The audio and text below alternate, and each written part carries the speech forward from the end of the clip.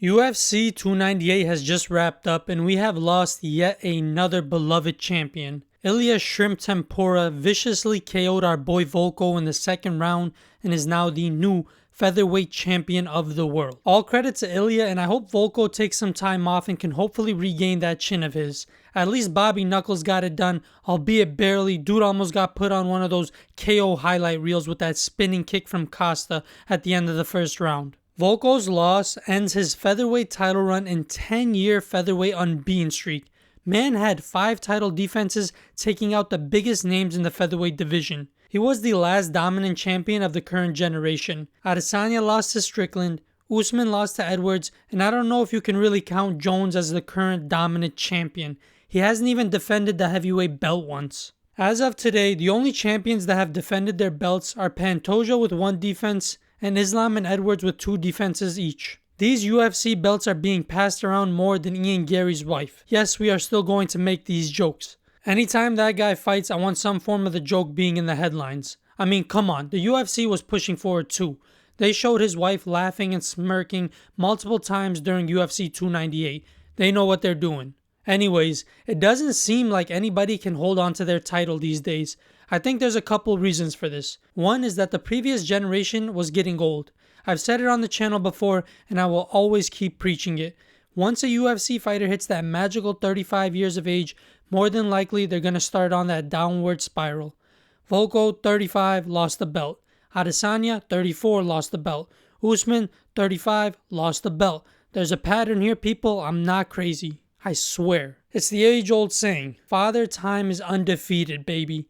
Well, unless you're Glover. Shout out Glover. When you got these young and hungry wolves blasting up the rankings, it's tough to keep your streak alive. Add in that they're broke cause Uncle Dana won't pay them, these guys are coming at you with everything they got. Every fight and war chips away at your body, and sooner or later, your body won't be able to keep up. Just how genetics work. Nobody can stay at the top forever. Even the most disciplined begin to crack over time. Chuck Liddell, Robbie Lawler, Tony Ferguson, they're unstoppable until they are not. As of early 2024, the UFC is currently at that transition phase, basically a passing of the torch. The new guys are beginning to take over and are most likely going to start to go on their runs, but time will tell. People currently have high hopes for Sean O'Malley, Islam Makhachev, and Leon Edwards. These are the guys that people think are going to be next to go on those 5+ title defense runs. And to their credit, it does seem like it. Islam and Leon both already have 2 title defenses to their names. O'Malley won the belt convincingly with a KO of Sterling and is only 29 years old. The future looks bright for these guys, but not as bright as everyone thinks. Another reason why these guys can't hold on to their belts is just how good everyone is nowadays. These kids and teens are growing up having hopes and dreams of being underpaid UFC contract fighters. You know, going through grueling camps, god-awful training sessions, unhealthy weight cuts, and godly amounts of physical damage, all for a chance at a $50K bonus? Very enticing, right? Jokes aside, guys are specifically training MMA from like the age of 12, whereas before, most guys in MMA had a specific combat sport background and then transitioned to MMA later on in their careers. You know, like a wrestling, boxing, or a BJJ, guys would come into the UFC and be known for a specific technique. Khabib or Islam are the Sambo guys, DC was a wrestler, and Wonderboy is a karate specialist. People today are so well-rounded because they are training all aspects of MMA from the start. They may excel at a specific aspect, like being really good at grappling or striking, but they are still overall elite. Whether the fight goes to the ground or stays on the feet, people can keep up. Everyone being so well-rounded makes it harder and harder to just run through the competition. Being a champ means even on your worst day, you need to win.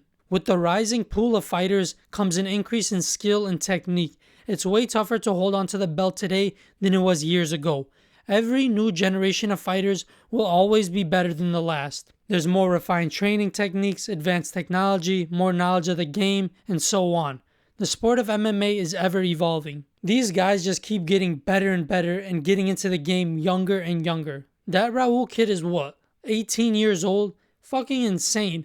The kid is in high school and fighting for the UFC. My fat ass was playing Call of Duty for like 7 hours a day in high school, and I was still trash at it.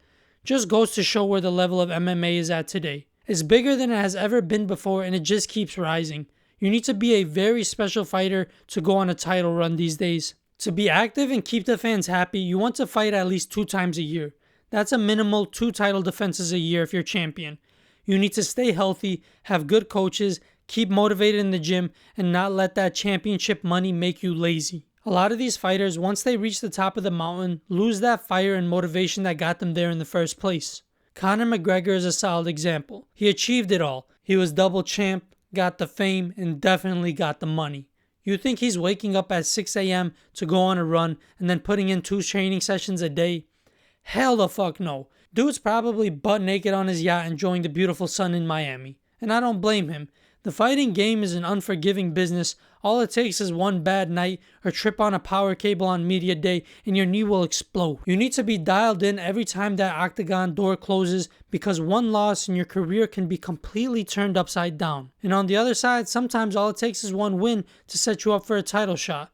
Right place, right time. Plus, MMA fans, including myself, are literal pieces of garbage. We talk trash every chance we can get.